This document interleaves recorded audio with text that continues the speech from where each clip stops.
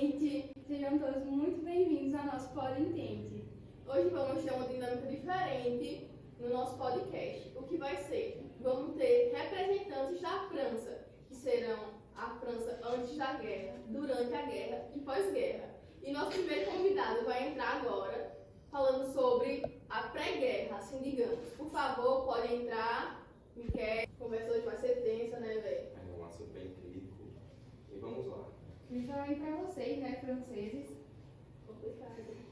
Mas assim, a gente tem várias versões do que aconteceu, mas dizem que o estopim foi a morte do herdeiro do trono austro-húngaro, Ferdinando, né? O que eu sei sobre o estopim da guerra foi a morte do Francisco Ferdinando, que quer dizer, não foi só a morte dele, mas como da sua esposa, que só precisou de 2 balas para fazer 2 quilos. Moleque do capa. Para fazer 2 quilos, né? E quem matou foi Gavrilo. Ele é um gravete? Tem um parecido. Não, assassino. Que vagabundo, safado, né? Rapaz. Aí, né, pô, a corrida armamentista foi um bagulho que eu acho que teve envolvimento com a guerra, né? Agora conta aí um pouquinho pra gente como funcionava a economia de vocês.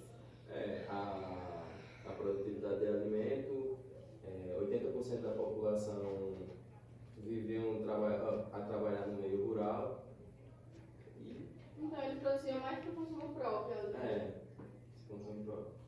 Então espera um pouquinho, a gente vai chamar mais um convidado, que é nosso segundo representante da França, Ronieson, representando a França durante a guerra. Ô, pessoal, tamo junto. Tudo bom? Tudo bom? Diga aí, rapaz. Aí você é o tebeste da guerra, né, velho? Oxe, eu Como é que você tá? Tô bem aqui. Principal, Agora. principal. Filho, você também, você é combatente, né? Fazer o quê? Somos ganhadores, invictos. Fazer o quê? E aí, vamos começar aí? Conta aí um pouquinho pra As gente. fofoquinha, conta aí, ali o comecinho.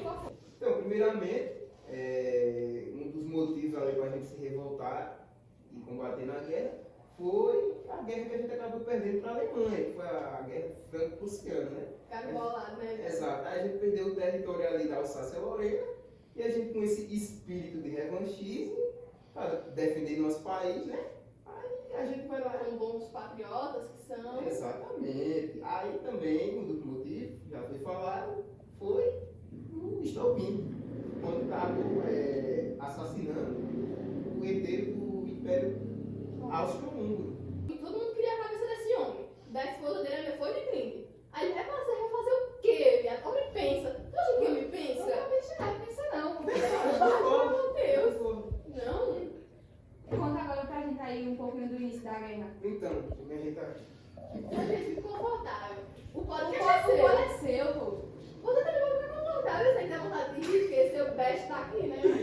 Mas vamos lá, né? Então, Conta. quando começou a França e a Grã-Bretanha, ele foi pego ali desprevenido, surpreso. Então a gente não se movimentou tanto. Aí quando foi dia 3 de agosto, os alemães foram lá e, né?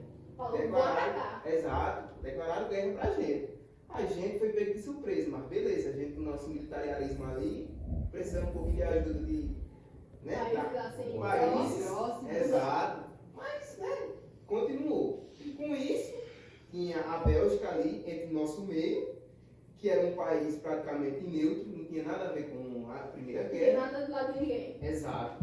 Tomaram praticamente todo o território. E a Bélgica ali, com seu militarismo fraco, foi pego de surpresa e praticamente devastado. A Bélgica. Rapaz, Tá vendo? que ideia. Uma coisa bacana que eu vi, achei muito bacana, é que vocês tinham uma aliança, né? A Tríplice Entente. Eu Exato. achei bem bacana, que era como é que eu falo? Eu posso falar encontro ou eu falo a junção da Inglaterra, do Império Inglaterra? A gente fala que é entente, porque entente em francês quer dizer acordo. Então seria um acordo ali entre o Império Russo, o Império Britânico Exato, e a exato. França. Engraçado que a França era um dos únicos países que já eram republicanos, né? A gente Eu já achei é muito isso, top. À exato. frente do seu tempo, atemporal. Com certeza, a gente, né? Com certeza ali com um desenvolvimento assim acima dos outros, acima dos Não é demais. superior. Superioridade, com tem que ser. certeza. É isso Mas, aí. e aí, como é que foi ao longo da guerra? Vocês tiveram muitos prejuízos, muitos ataques? Então, continuando a parte parte da Bélgica, né? Que aí desenrolar da história foi na Bélgica. Com isso, a Bélgica foi devastada, né, pelos alemães, e a Grã-Bretanha não achou isso uma coisa muito legal, porque a Bélgica não estava ali. Sem fazer nada, a bichinha coitada. Tava de só boa. Não vestindo. junto com ninguém. Exato, Nunca tava fez- de nunca- boa. não- Inocente, inocente. Aí chegou lá, a Grã-Bretanha não achou isso muito legal e acabou entrando dentro da guerra contra a gente. Contra a gente não, com a gente. E assim, Aliados. Aliados, ótimo. Quem que não quer ter o Império Britânico, maior colonizador do mundo? Agora, contando umas fofoquinhas. Fiquei sabendo assim por lado que rolou uns ataques contra a França. O que foi isso? É Então, fake news? não é fake news não. É porque assim, os alemães, eles previam a guerra em duas frentes. Só que eles priorizavam a frente ocidental, que era onde eles estavam atacando a gente. E nessa frente ocidental teve duas fases, que foi a chamada Guerra dos Movimentos, onde eles ocuparam quase todo ali, o território da Bélgica e o norte da França. Só que não conseguiram tomar nem Paris e nem a costa da Mancha lá em Paris. Não conseguiram.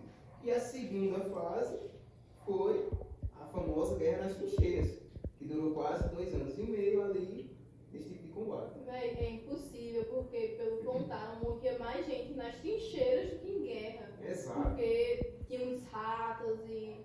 Meu Deus, eu não consigo nem imaginar. Eles viviam com rato, lamas, Frio, fora o frio, né? Porque Fora o eu frio, não exato. muito frio, então. Não era um clima muito habitável ali na França e na Alemanha. Mas eles tinham mais vantagem assim por já estar acostumados com aquele clima, né? É, Enquanto os alemães, exato. cara, meu Deus, que frio é esse? Porém, duraram quase 2 anos e meio ali nas trincheiras e foi acontecendo ali. Mas eu soube que a França fez uma coisa inovadora. Ela jogava gás nas trincheiras inimigas para eles saírem e poderem atacar. E isso foi Inteligência do caralho. Exato. Isso aí.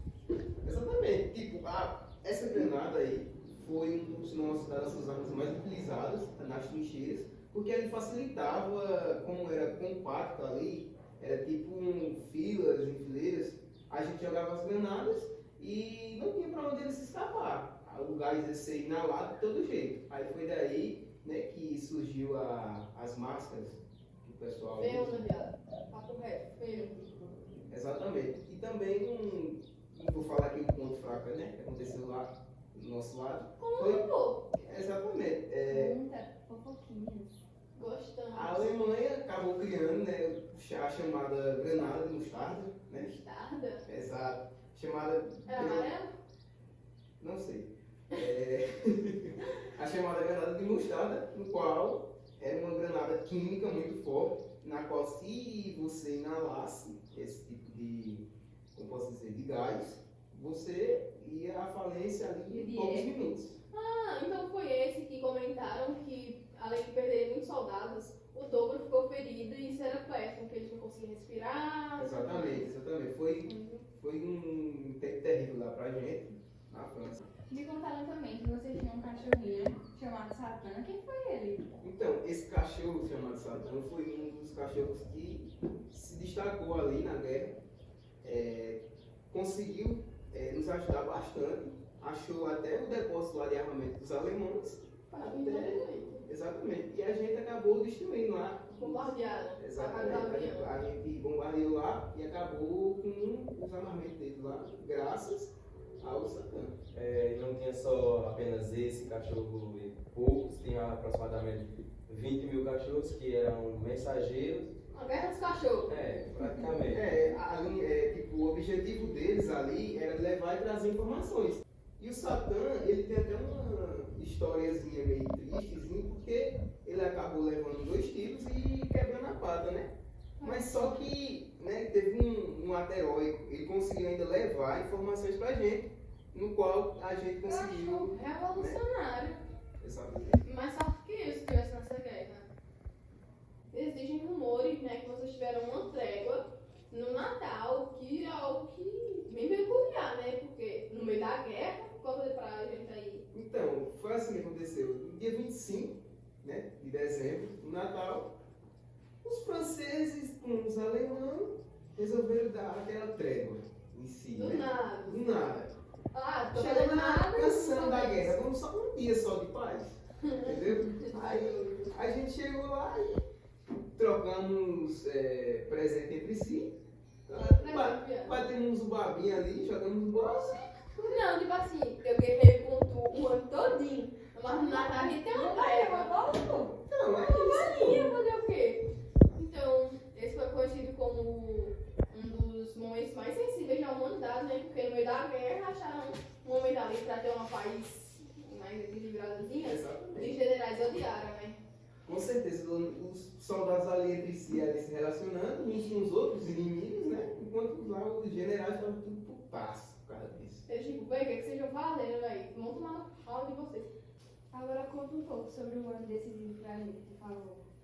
Então, o ano decisivo foi em 1917, chamado de ano decisivo. Foi quando os alemães, com a maior frota de submarinos na guerra, resolveu atacar ali alguns navios marítimos da guerra. E acabou derrubando um navio dos Estados Unidos, na qual eles forneciam suprimentos para a gente, armas, alimentos, entre outros. Acabou, né, derrubando um navio dos Estados Unidos. E como a gente estava no período de guerra e não poderia, né, pagar esses suprimentos fornecidos para a gente, essa queda desse navio foi meio que um pretexto para os Estados Unidos entrar na guerra. E foi aí, Do lado de vocês, né? exatamente, os Estados Unidos entrou junto com a gente, com a Grã-Bretanha, a França. Entrou assim que a Rússia saiu, né? Porque teve um período. Isso. Aí, assim, o período que os Estados Unidos entrou foi combate assim com o período que a Rússia saiu, né? Porque teve questões governamentais, ela precisou se retirar da guerra. Os Estados Unidos foi aproveitou, eu tô falando nada. Mexeram comigo, eu vou entrar nessa guerra e vou mostrar como é que se faz. Exatamente isso. E foi aí onde fortificou mais o nosso poder bélico, né? Juntamente com os Estados Unidos, com a Grã-Bretanha e entre outros. Bacana. Agora nós vamos chamar o nosso último convidado, Vou levar uva para Kaique, que vai ficar representando o que aconteceu depois da guerra. Então, Kaique pode entrar com sua linda bandeja de uva. E aí, cara, tudo bom? Opa! Como é que você tá? Na paz de Deus? Opa, cara. Opa, alguém quer uva? Eu quero, licença. Então, né, a gente sabe que pós-guerra teve bastantes consequências. Creio que tiveram consequências para os países ganhadores, mas também perdedores que devem ter sido bem pior. Então, quais foram as consequências pós-guerra? A maior consequência delas foi os países perdedores tiveram que assinar o Tratado de Versalhes. Basicamente, eles vão fazer o quê nesse tratado? Devolver as terras que eles tinham pego. Eu lembro desse, eles precisavam devolver a terra e ainda tiveram que pagar indenização, né? Tanto que disseram que após isso a Alemanha ficou quebrada.